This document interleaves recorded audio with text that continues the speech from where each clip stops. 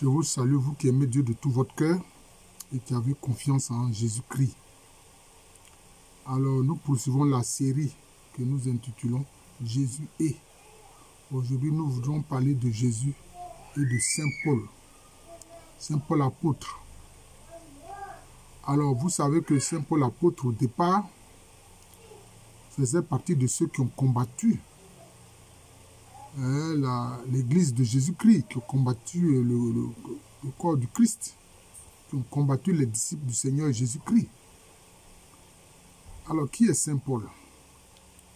Au départ, il ne s'appelait pas Paul. Il s'appelait Saul. Bon, en réalité, Saul, c'est le même nom qu'on voit avec le premier roi d'Israël, c'est-à-dire Saül. C'est le même nom en fait.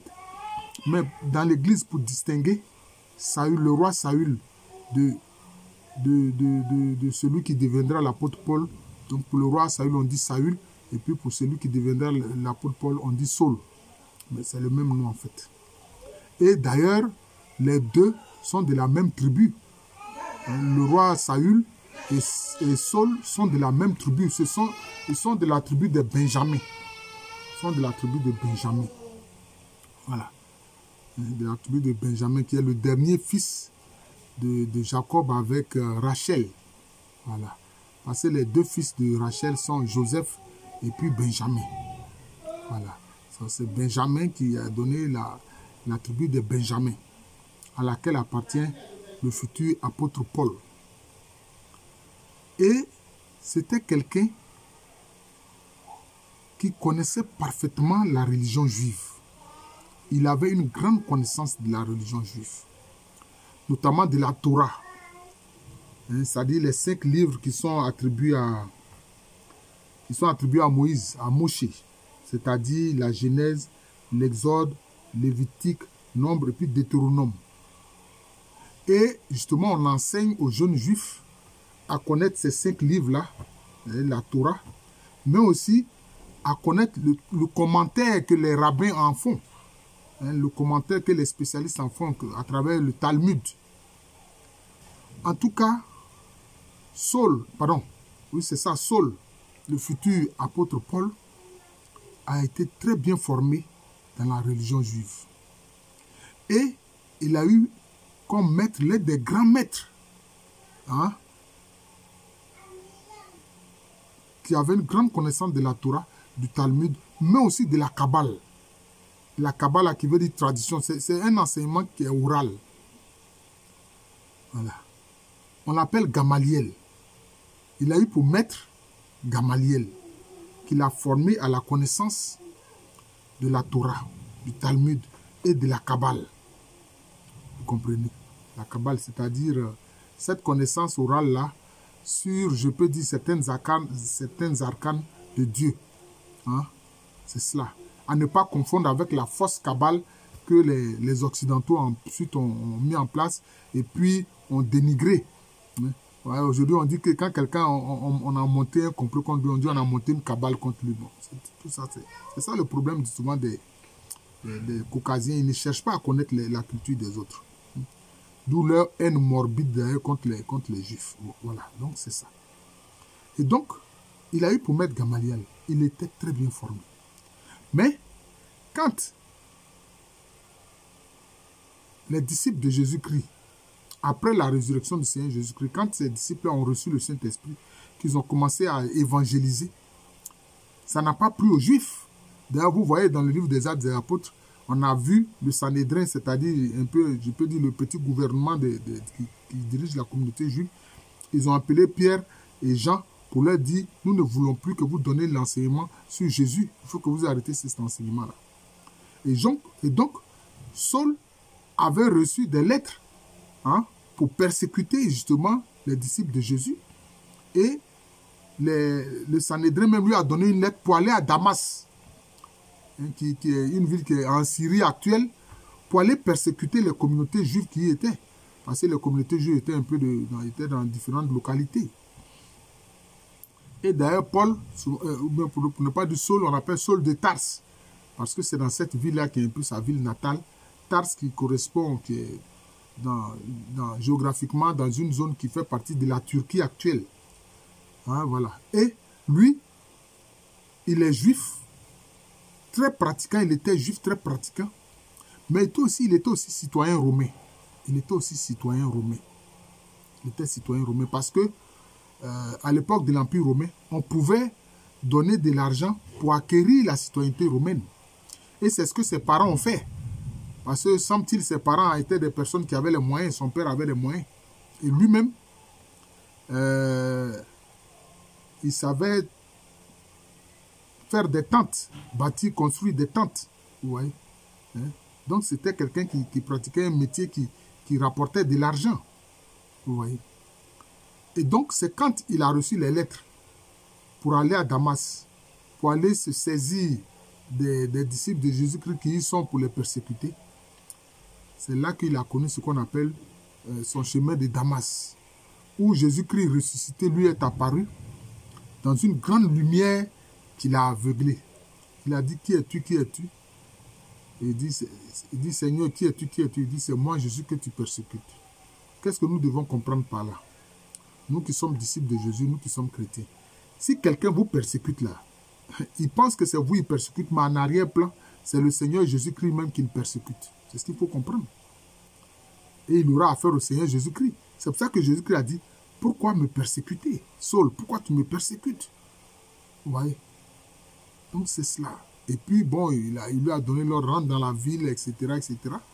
En temps, Saul était devenu aveugle parce que cette puissante lumière-là, il n'a pas pu supporter cela, parce que cette lumière n'est pas en lui. Vous comprenez? Et c'est ainsi qu'il y a un disciple du Seigneur Jésus qu'on appelle Anani, qui était dans Damas. Le Seigneur lui a apparu pour lui dire, tu vas aller dans telle maison, il y a Saul qui est là-bas, tu vas aller le guérir et tu vas le baptiser, etc., etc. Anani lui a dit, mais Seigneur, nous avons appris que cet homme-là, il maltraite tes disciples, il martyrise tes disciples.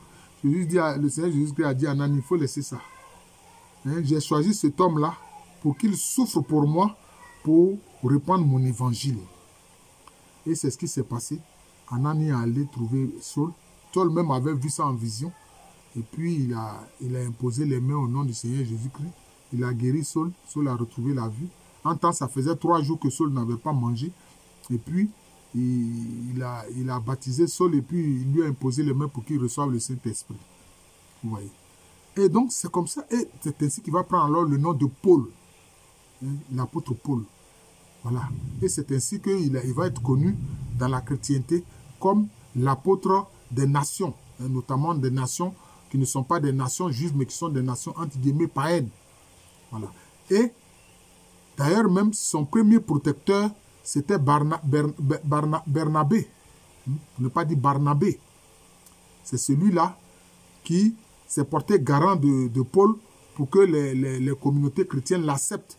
Puisque pour eux, ils craignaient que ce soit une stratégie pour qu'ils s'emparent des disciples de Jésus pour les faire persécuter. Or, immédiatement, il a commencé à prêcher que Jésus-Christ est le Messie attendu, Jésus-Christ c'est le Christ, etc. Bon, voilà. Et donc, lui-même, bon, c'était quelqu'un qui avait non seulement une grande connaissance, mais c'était quelqu'un qui avait une grande foi.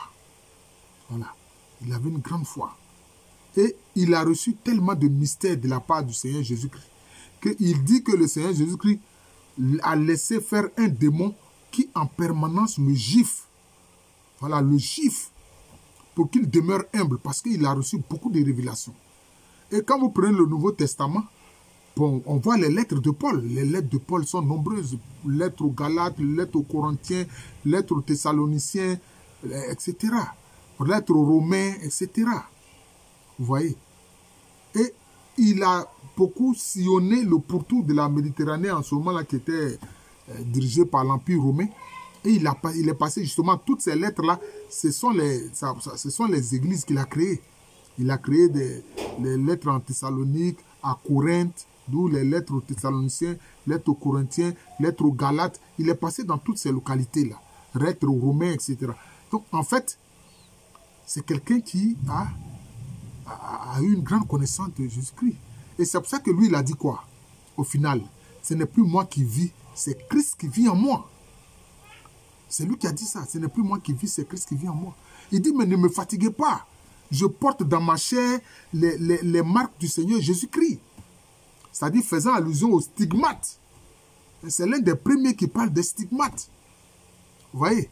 Mais pour lui, ces stigmates n'étaient pas visibles, comme on aura le cas, on verra le cas avec Padre Pio. Voilà. Il dit, ne me dérangez pas, je porte dans ma chair les marques du Seigneur Jésus-Christ. Et j'achève dans ma chair ce qui peut manquer à son sacrifice. Vous comprenez? Et c'était quelqu'un qui était très franc. Parce que, excusez-moi, quand il était avec Pierre, parce que lui, il a eu à aller à Jérusalem pour rencontrer Pierre. Et puis, il a rencontré Pierre, et puis il a rencontré celui qu'on appelle le frère du Seigneur, l'un de ceux qui s'appelle Jacques. Vous voyez? Donc, ces lettres-là prouvent bien, hein, si Pierre a existé, il a rencontré Pierre, il a échangé avec Pierre. Mais comment il y a des gens qui peuvent venir dire, ouais, Jésus n'a pas existé? Mais le simple fait que Paul dit qu'il a rencontré l'apôtre Pierre, qu'il a rencontré aussi l'apôtre Jacques, mais c'est suffisant. Pourquoi les gens sont de si mauvaise foi? Et puis, une fois, je crois que c'était dans une autre localité, hein, où il y avait des frères grecs qui avaient été convertis au Seigneur Jésus-Christ. Hein? Et Pierre partageait le repas avec ses frères-là. Mais quand il y a certains qui sont venus de Jérusalem, Pierre a commencé à s'éloigner de ses frères, hein, qui ne sont pas juifs, qui sont grecs. Mais Paul l'a interpellé immédiatement. C'est là où on voit un peu le caractère un peu trempé de Paul. Il dit, mais Pierre, il ne faut pas jouer à l'hypocrite. Nous tous, on mangeait ici avec les frères grecs. Pourquoi est-ce que parce que certains juifs sont arrivés de Jérusalem, les frères juifs qui sont arrivés de Jérusalem sont là, et que tu ne veux plus manger avec les frères grecs? Ne sois pas hypocrite. Il lui a dit la vérité. Moi, j'aime bien Paul, l'apôtre Paul. Son caractère franc, moi, j'aime ça. J'aime la franchise. Voilà, j'aime la franchise. Et c'est ce que Paul a fait. Vous voyez? C'est ce que Paul a fait. D'ailleurs, même Pierre lui-même, quand il a eu sa vision, où il y a comme ce tableau, où il y avait différents animaux, et le Seigneur lui a dit, tue et mange. Hein? Et finalement, quand il est allé chez Corneille, il a vu que ceux qui étaient dans la maison de Corneille, Corneille qui était un soldat romain, un officier romain, il a vu que ceux-là ont été remplis du Saint-Esprit au moment où il leur parlait. Alors, donc, vous voyez? Pourquoi est-ce que Pierre a fait ça? Bon, voilà, donc c'est ça. Donc, c'est ça. Et les lettres de Paul sont d'un enseignement fantastique. C'est pour ça que je suis content que dans la liturgie de la parole, beaucoup, concernant la deuxième lecture, beaucoup de textes concernant la deuxième lecture sont liés aux textes, aux lettres de Paul. Sont liés aux lettres de Paul. Paul, il a eu une connaissance intime du Seigneur. Il a eu une connaissance intime du Seigneur. Et il a souffert. Il a souffert. C'était quelqu'un qui était très rigoureux. D'ailleurs, il n'a pas été content de Jean-Marc quand Jean-Marc les a quittés, lui et puis Barnabé, pour aller à Jérusalem. Vous voyez? Il a été dur. Il ne voulait plus avoir affaire à Jean-Marc. D'ailleurs, Barnabé lui a reproché ça. Barnabé lui a dit, mais si moi j'avais été comme toi, j'avais agi comme toi, est-ce que toi tu seras avec moi? C'est moi qui me suis porté garant de toi. Donc il faut être quand même tolérant. Mais par la suite, Paul a compris ça. À un moment donné, il a demandé à des gens qui devaient partir, je crois, il leur a dit de dire à Marc, hein, de venir, qu'il a besoin de lui pour l'évangélisation. Donc il a atténué sa position. Vous voyez? Et lui, il a dit quoi? Que lui, il ne veut pas se marier parce qu'il veut être à plein temps disponible pour répandre l'évangile du Seigneur. Il a dit, moi, je ne suis pas venu pour baptiser, moi, je suis venu pour répandre l'évangile du Seigneur. Et d'ailleurs, donc, quand il est allé sur l'île de Malte, alors qu'ils étaient en chemin pour aller à Rome, en fait, il y a eu un naufrage, ils se sont retrouvés sur l'île de Malte. Et il y avait des serpents sur l'île de Malte, qui étaient des serpents au venin très mortel. Quand il a été mordu par l'un de ces serpents, les gens ont pensé qu'il allait mourir. Mais il n'a rien eu. Cela veut dire quoi?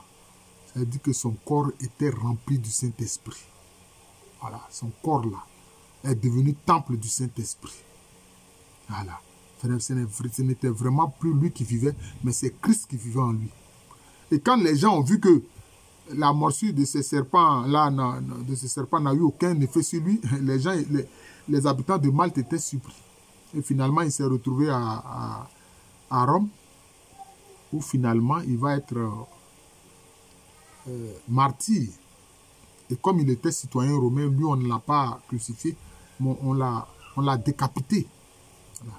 Parce que quand on exécutait des citoyens romains, là, on les était décapités, on prend une hache bien aiguisée, là, et puis on tranche les têtes. Donc, cela veut dire que l'apôtre Paul fait partie de ceux qu'on appelle les saints céphalophores. On les montre tenant dans leurs mains leur tête. C'est le cas de Denis, hein, Saint Denis l'aéropagiste. C'est comme ça. Voilà. Vraiment, prenons souvent le temps de lire les lettres de Paul. Cela va renforcer notre foi dans le Seigneur Jésus-Christ. Voilà. Bravo, je salue ceux qui s'appellent Paul. Vraiment, c'est un saint extraordinaire. Voilà.